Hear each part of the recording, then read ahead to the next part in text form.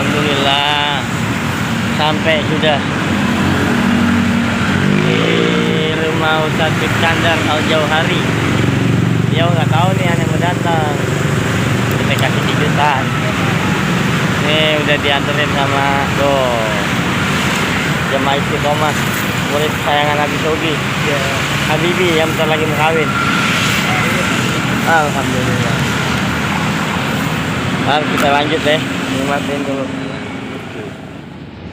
rumah wali ini nih, lorong. Mudah-mudahan orang ada ya. Masya Allah. Oh, ini majelisnya nih.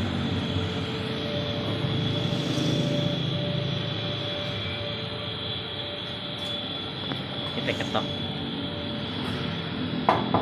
Assalamualaikum.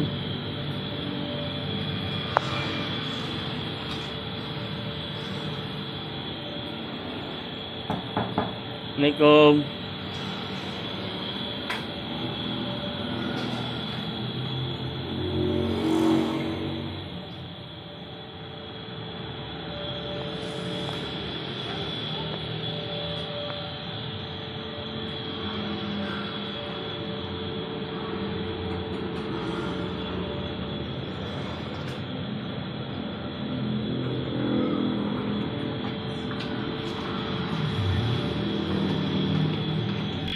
Nah, tuh, ini dia nih tuan rumahnya. Masya Allah, udah sampai kita rumah Al Mukarram, tuan guru Ustadz Iskandar. Gimana kabar, sehat? Alhamdulillah. Ini penampakan majelis beliau. Nanti kita lanjut ya. Anda istirahat dulu. Assalamualaikum warahmatullahi wabarakatuh. Jumpa lagi dengan channel YouTube Orang Langit Channel. Udah beberapa lama nih kita belum bikin tanya jawab lagi sama guru-guru dan ulama. Alhamdulillah nih sekarang kita ada di kediaman salah satu ulama yang masya Allah masih muda tapi ilmunya mumpuni nih, dan beliau juga salah satu alumni dari Dai Aksi Indonesia. Yang udah pada tahu silakan di komen, yang belum tahu nanti kita kenalan. Alhamdulillah sekarang kita udah tiba. Jadi buat para soimin, soimat, abang none, incang cingnya babe di lima tanah Betawi dan sekenanya, silakan disimak. Barangkali ada perbincangan kita yang saat ini masih dipertanyakan dalam lubuk sanubari antum semuanya bisa dijawab pada saat ini. Sekarang kita ketemu. Alhamdulillah. Assalamualaikum Ustaz. Waalaikumsalam. Masya Allah. Ustadz Iskandar Al-Jauhari. Dia salah satu titulan dari Aksi Indonesia. Tahun berapa kan? 2014. 2014. Tahun angkatan berapa sudah? Angkatan kedua. Wow, generasi kedua dari Aksi Indonesia. Langsung aja Ustaz ya. Iya, Ustaz. Ini podcast ini dadakan. Jadi makluman ya gini adanya. Ada satu pertanyaan. Ini kita pertanyaan tentang agama Islam, ringan-ringan aja. Itu gini. Yang namanya satu perbuatan atau tindakan dalam keseharian atau dalam hal agama itu kan ada yang namanya syarat dan rukun. Betul ya? Betul. Ini kali jamaah atau penonton channel Orang Channel belum pada paham apa sih kan maksudnya syarat dan rukun itu. Nah, silakan. Assalamualaikum warahmatullahi wabarakatuh. Waalaikumsalam. Jadi setiap perbuatan amal ibadah kita ada yang bersyarat dan ada yang berukun. Oleh karena itu, Syekhul Imam Abdul Aziz Al-Malibari dalam sebuah kitabnya menyatakan begini: jika rukun itu apa yang menjadi satu keharusan dalam sebuah ibadah, jika ditinggal batalat amaluhu, batal amalnya. Salah satunya adalah jika kita meninggalkan Fatihah dalam sholat, ya, maka rusaklah semua sholatnya, batal. Nah, berarti kalau memang batal seperti itu ada yang salah. Maksudnya ada yang salah berarti rukunnya tidak terpenuhi. Satu rukun saja tidak dipenuhi, kata Syekhul Imam Abdul Aziz Al-Malibari, maka tidak bisa melanjutkan pekerjaan ibadah tersebut. Bahkan banyak lagi contoh-contoh ibadah yang lain. Jadi secara singkatnya itu rukun, yang dimaksud dengan rukun itu adalah hal-hal yang tidak boleh ditinggal dalam satu ibadah. Berarti diharuskan. Sedangkan syarat ini merupakan misal begini, kita mau bikin KTP atau mau bikin apa ya? Itu mau bikin apa? Nikah. Atau mau bikin buku nikah, ya. Atau mau nikah lagi mah? Enggak lah, hanya cukup satu aja. Jadi buku nikah itu apa yang mesti dibawa? KTP, KK. Kalau misalkan gak dibawa jadi apa enggak itu? Enggak, tolak. Pasti ditolak. Nah, begitu juga dengan syarat.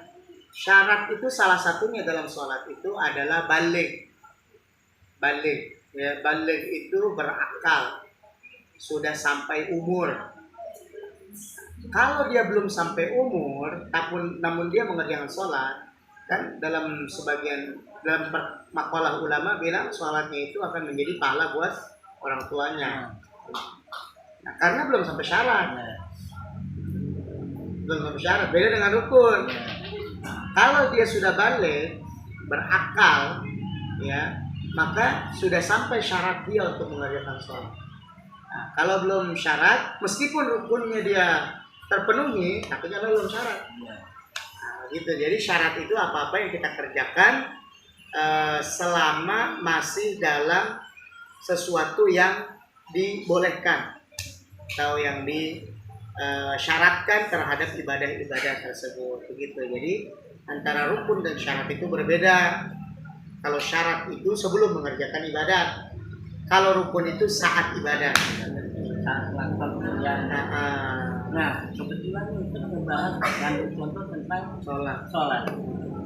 Salah satu syaratnya kan kita harus dalam keadaan suci. Dalam keadaan berwudu. Nah, tapi kan sebelum rangkaian berwudu itu ada yang namanya harus suci secara badan. Nah, artinya sudah junub. Ada besar. Kebanyakan orang, mungkin ya sebagian orang itu masih belum memahami tata cara tentang mandi. Masya Allah, ini mah apa namanya, pembahasannya jadi kemana-mana. Jadi singkat aja. Pokoknya syarat rukun mandi junub itu 3. Yang pertama niat, yang kedua menyiram air ke seluruh badan secara merata. Ya, yang kedua menyiramkan air ke seluruh badan merata tanpa apa? Kalau nggak ada yang merata, batal mandi hadasnya. Jadi secara garis besar rukun mandi wajib itu 3. Niat, yaitu ghusla lirafil hadasil akbar an jami'il badani fardhan lillahi ta'ala, lalu mengguyurkan air ke seluruh badan tanpa terkecuali, dan yang ketiga tertib. Adapun lah kan harus wudu dulu, wudunya sebelum mandi atau sesudah mandi, itu sunnah mandi dan sudah mandi hadas. Kalau rukunnya mah ya 3. Kalau yang masalah airnya harus 20 gimana? Ya memang harus air rukun karena air itu berubah. Ini tadi udah ke syarat rukun. Nah ini sekarang biar airnya dapat juga ya nggak?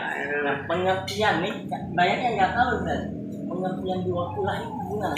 20 itu kalau dalam kitab Asy-Syekhul Imam Syekh Fadil Salim bin Sumail Hadrami itu 2 meter ke bawah. 2 meter ke bawah. Terus 2 kali 2 kali 2. Nah, sekarang solusi. Kapan mandi orang sekarang kadang pakai keran. Bisa pakai keran. Jadi jemaah yang ngerasa bahkan lebih afdal air mengalir ya. Mandi air kali dah ya. Iya. Benar karena antum ya, berarti antum pernah mandi di kali. Air kali itu tapi lihat kalinya yang bagaimana. Masa antum mau mandi di air kali Ciliwung? Ada Pantesan itu man. ada yang kejedot ya. Jadi begitu, saudara. Kalau memang di rumah antum itu nggak ada bak mandi yang sekiranya 2 meter kali 2 meter dan cuman pakai ember atau wadah bak, ya kenanya gitu deh, mandi pakai keran. Dan penting intinya 3, niat membasuh seluruh anggota tubuh dan bersih. Ya Allah, ilmunya mantap banget nih. Mudah-mudahan temuan Kan dari antum juga ya. Oh yang saya bohong nih, kita lagi menuntut ilmu ya. Mudah-mudahan pertemuan Subscribe channelnya Nah. Al Jauhari Official juga. Oh ada juga. Oh kalian tuh jangan lupa subscribe channel YouTube Majlis Taklim Al Jauhari. Al Jauhariyah channel. Pakai channel belakangnya. Al Jauhari Official. Oh, Al Jauhariyah official channel YouTube-nya tuh. Mudah-mudahan apa yang kita sedikit perbincangkan pada saat ini ada hikmahnya, ada manfaatnya buat antum semua, khususnya buat saya sendiri. Dan buat Anda juga. Amin insyaallah. Doain lain waktu kita bisa ketemu lagi dengan beliau atau dengan guru-guru yang lainnya, mau habaibnya, mau para ustadznya. Mudah-mudahan bisa panjang umur semuanya, kita bisa bikin konten kayak gini lagi yang ada manfaatnya, ada Tapi yang udah cakep pakai kamera jangan pakai HP. Oh iya siap. Doain aja dah biar ada ininya, makanya bantu subscribe ya. Biar ada hasilnya bisa yang cakepan lagi. Ya, pakai mic deh. Ya. Jazakallah khair. Ustaz. Makasih banyak waktunya. Mohon maaf bentar aja. Sentuh habis makan pulang. Enggak dong. Jangan dibuka loh. Nah. Kawan-kawan semua, dari satu kali saya